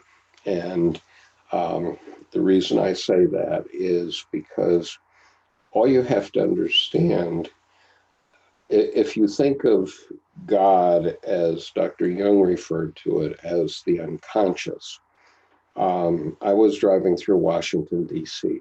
today, and driving along the road, I'm entirely dependent upon God as formulated as the unconscious, because I'm entirely dependent on all the automobile manufacturers building their automobiles perfectly. I'm entirely dependent on local government to build proper roads and to implement proper legislation. I'm entirely dependent on the police force to maintain a reasonable way of driving down the road so that people don't get too out of hand. Boys will be boys. And I'm entirely dependent on the builders of the buildings on the sides of the streets so that they don't fall down. And, yesterday in Texas, a man in a burning building was entirely dependent on someone coming and catching his baby out of the second floor window. All of those things are acts of God. And once you understand that, then you can get very emotional about that. And so Christian morality has, really very little to do with that, other than the fact that I went to the cathedral in St. Albans Church today. But other than those things, and driving on the Beltway, coming home, I'm entirely dependent upon so many different dimensions that we can hardly ever imagine that all work together properly. And those are properly referred to as acts of God, I think, that they do work together properly. And that's one of the miracles of our querulous country, that we debate each other viciously, especially in the last few years on cable television. But nonetheless, when we go around our society in the United States, it largely works. And that isn't because some brilliant guy somewhere worked it all out and laid it out for us in a logos sort of way. It's entirely irrational, but it works.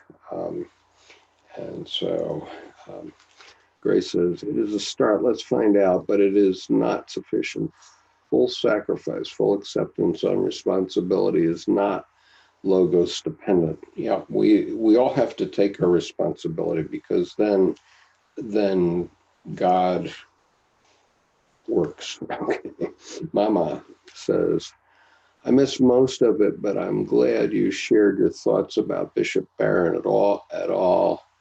I think you hit the nail on the head there. May the light of truth keep shining here and with all. Grace says, grace and peace with you all. Let's find out. Thanks for your answer. Even if Christianity is disintegrated completely in 1,000 years, the innate conception of God will always exist then. Thanks. And, that's absolutely true. But at the same time, I think, like Mark Twain, stories of the death of Christianity are exaggerated.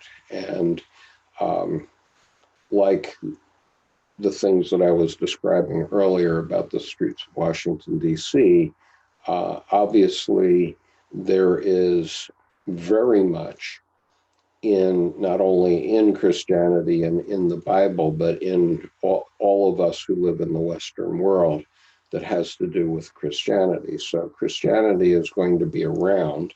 The question is, can we relight it and have it achieve not only its former glory, but a greater glory?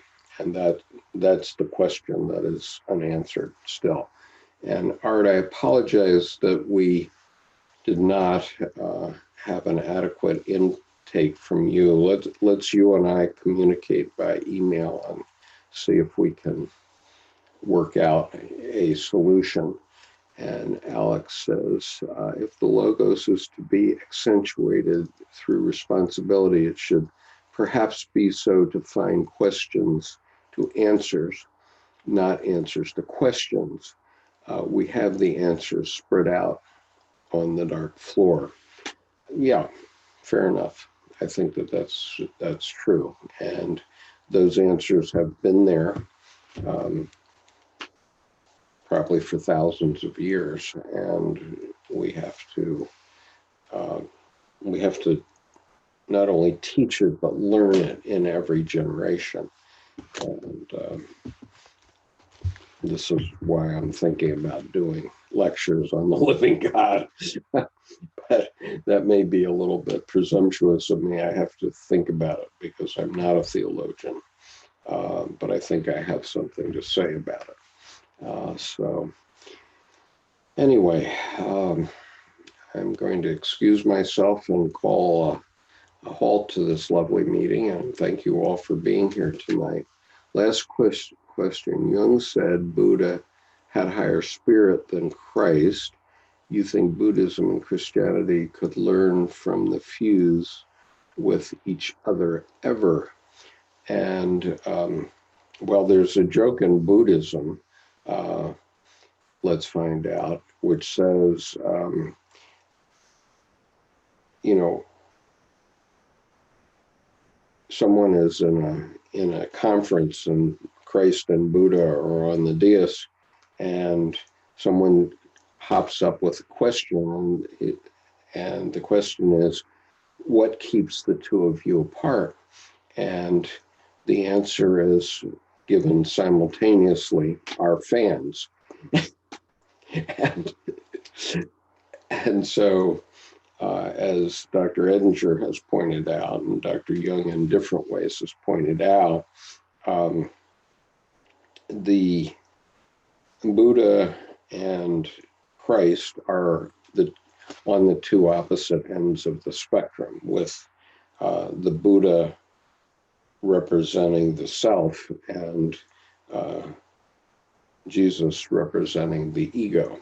And we need to somehow find a way to bring those two ends of that ego self axis together. And so I can tell you absolutely that there are many Christians and Jews and some Muslims, and I would say practically all Buddhists that I know, that are trying to bring the religions together even today. And indeed, that's been going on for centuries. And I'm hopeful that my work and the work of Dr. Peterson and Bishop Barron and Paul Vanderklay will enhance that project even further. And I'm doing my part to make it happen. So with that, I'm going to sign off for tonight. But anyway, thanks for being here. Thanks, Miles and Jerome, for participating, and also Gray, although he's left. So peace. And thanks for being here with me. And thank you for your comment. Let's find out. So peace.